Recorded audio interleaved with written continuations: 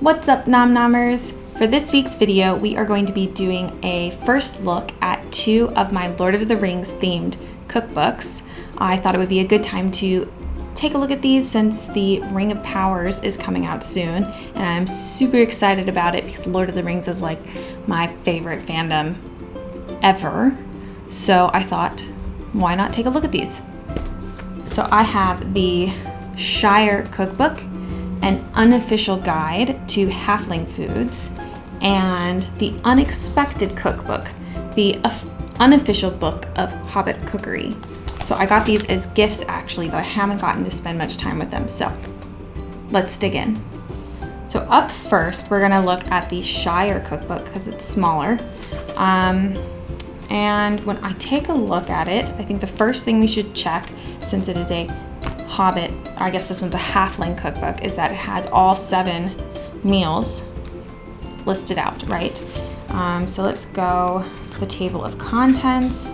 All right, so we've got them all. We've got first breakfast, second breakfast, 11sies, luncheon, tea, it should be afternoon tea, but whatever, tea, dinner and supper, and then miscellany, which is gonna be fun. So maybe, yeah, like whey bread. It's probably lembas bread. So that's pretty good. Looking through the recipes though, I'm not seeing a ton of variation. At least early on, there's not like a ton of variation, right? Like for second breakfast, you have porridge, currant scones, custard sauce, and clotted cream. Like sauce and cream are things you put on scones. So it's really like 2 recipes. So if you're using this to make your own like day of Hobbit meals, I guess you just really have to hope that these all taste really good.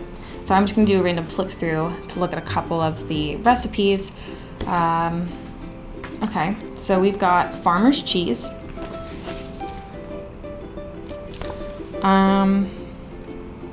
Makes 1 small log, and it takes about 20 minutes of prep, but 8 hours that you need to do overnight. And I can tell you right now, I'm not making my own cheese. I guess maybe some of you have made cheese, but I'm not going to do it. I just can't imagine that any cheese that I make will taste good, and I honestly don't want to wait that long to find out if it tastes good. So, not so excited about farmer's cheese. Let's do another little flip. Okay, we have an apple tart. It makes 4 medium tarts. Prep time 20 minutes, cooking 20 minutes, that's nice. Haha, and my favorite, 1 box of frozen puff pastry. I love frozen puff pastry. I think it's like the best thing ever. I almost always have some in my freezer because you can take anything and like make it elevated pretty quickly. Literally my last video uses frozen puff pastry. This sounds pretty good.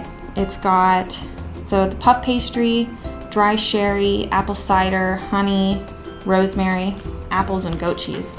So I'm liking that recipe. Let's try something kind of towards the end of the book. Mushroom soup.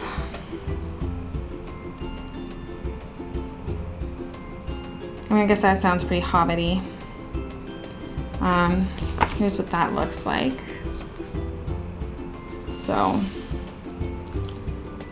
I mean, it looks pretty, ew. There's sherry in this. I guess that's good, right?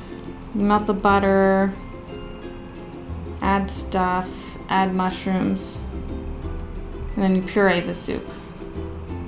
I mean, what I like about this though is like the instructions are nice and small. So I think all of these recipes, at least from what I've seen, oh, this looks cool. Gaffer's blackberry tart. Sam would be proud. But from what I can see, these recipes don't seem super challenging. So I think this is a quaint little book. I think it'll be fun to cook a couple of things from here. So I can't wait to try out some of these, see if they're any good. And now we're going to take a look at the Unexpected Cookbook. This is a lot thicker. It feels a little bit more meatier. It is a weird size though. Like I This on my bookshelf drives me crazy because it's not like this is a size that, you know, kind of works, but this is like in between a real cookbook, but whatever. So let's take a look here. Again, we're gonna check, make sure that it has all 7 meals. All right, we've got breakfast, second breakfast, 11sies, luncheon, afternoon tea, supper. That's weird. And then dinner. So the other book has dinner then supper. This has supper then dinner. And now I think I know which one it is. I'm pretty sure dinner is supposed to come before supper, but now I need to look it up in my book and actually find out. So 1 second. So I just found out that Tolkien only really actually technically writes about 6, and Jackson's the one that kind of embellishes all 7 of them. So as a Tolkien fan, I'm a little bit conflicted, but 7 meals really does work best for the extended edition marathon, so I'm just gonna forgive both of the books. Anyways, back to the book. So it has all 7 meals, and let's just take a look. Flipping through this, add some of the recipes. Whew. Okay, so this looks like insanity to me. That is a ton of text. Like, reading a recipe like this is just not fun. Oh, here's the picture for it.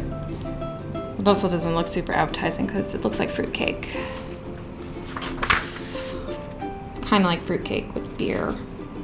But it's kind of cool that there is a vegan variation, so you know, this does have some considerations for diet restrictions, but I'm not in love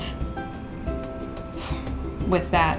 This so much text on a page is just annoying to me.